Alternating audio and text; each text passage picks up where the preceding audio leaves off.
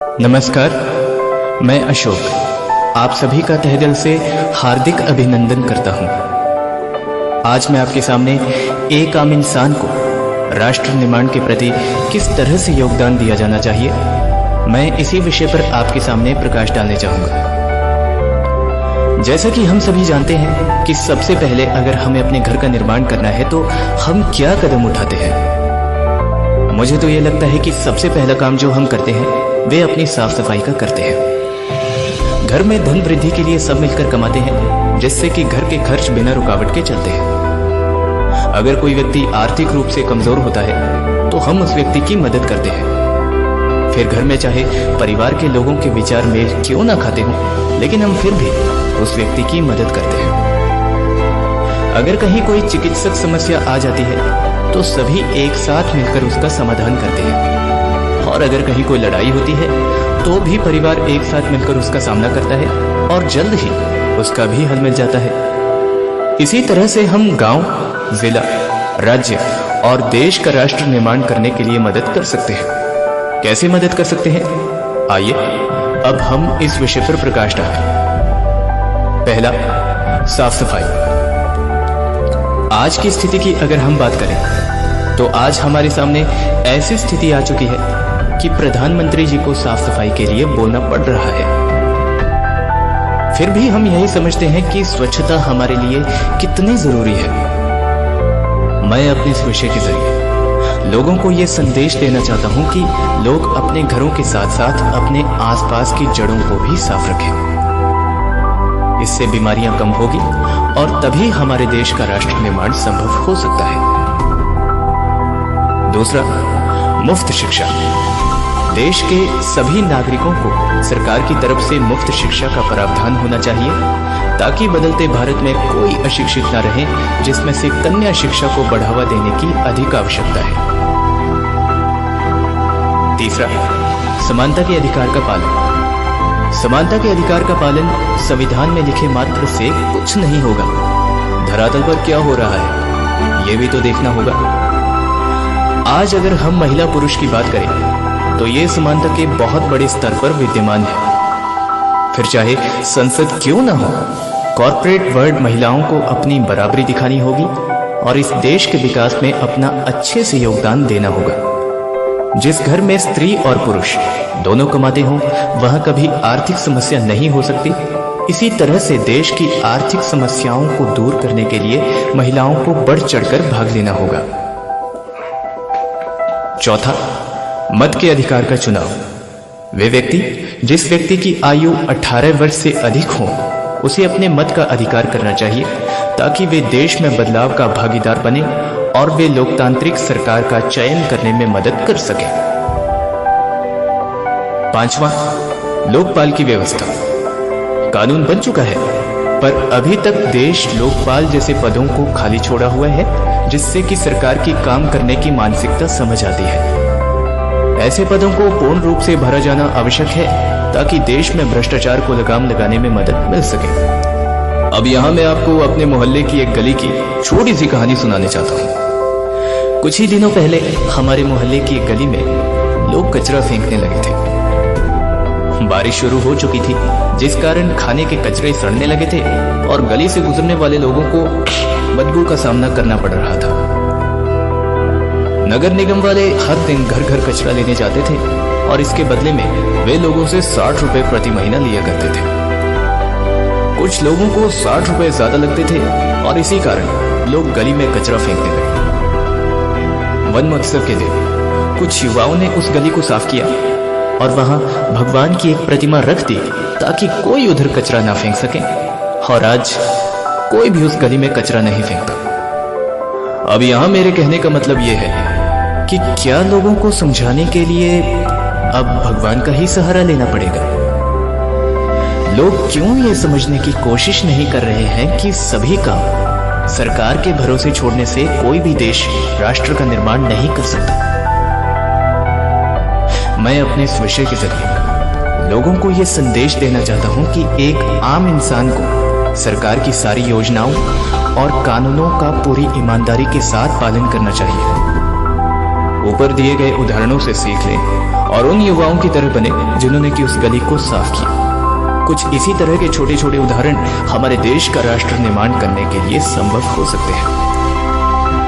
एक आम नागरिक को देश का राष्ट्र निर्माण करने के लिए कुछ अलग करने की जरूरत नहीं है, बल्कि वे अपना काम अच्छे से करके देश के लिए काफी कुछ योगदान दे सकता है। उदाहरण के लिए, पहला, एक अध्यापक बेहतर शिक्षा देकर। दूसरा, एक डॉक्टर अपने मरीजों का सही से इलाज करके। तीसरा, एक इंजीनियर दिए गए कार्यों को बिना किसी भ्रष्टाचार करके। चौथा, एक विद्यार्थी सही तरीके से पढ़कर जिससे कि उसकी पढ़ाई देश के काम आ सके। और पांचवा, एक किसान बिना किसी हानिकारक कृषि खेती करके नागरिकों को स्वस्थ करने में। छठा, सरकारी कर्मचारी बिना किसी शोषण के सरकार के काम को निचले स्तर तक पहुंचाने में। और सातवां, नेता व मंत्री अपने कर्तव्यों का बिना किसी गलत काम किए पालन करके।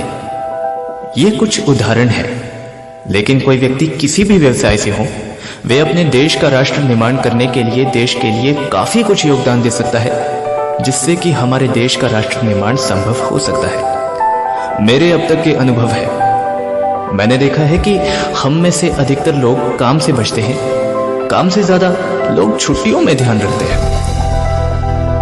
सरकारी नौकरियों में पहले की कमाई देखी जाती है, नौकरी की जिम्मेदारियां बाद में। जहां रिश्वत लेने का मौका या बीच में रुपए निकालने का अवसर आता तो कोई नहीं झुकता, और अगर कोई व्यक्ति मौका मिलने के बावजूद भी सरकारी पैसा नहीं निकालता तो उसे ऐसा लगता है मानो जैसे उसने किसी पर एहसान किया हो। एक आम नागरिक, आज के समय में सबसे ज्यादा शक्तिशाली अगर कोई है तो वो एक आम नागरिक है।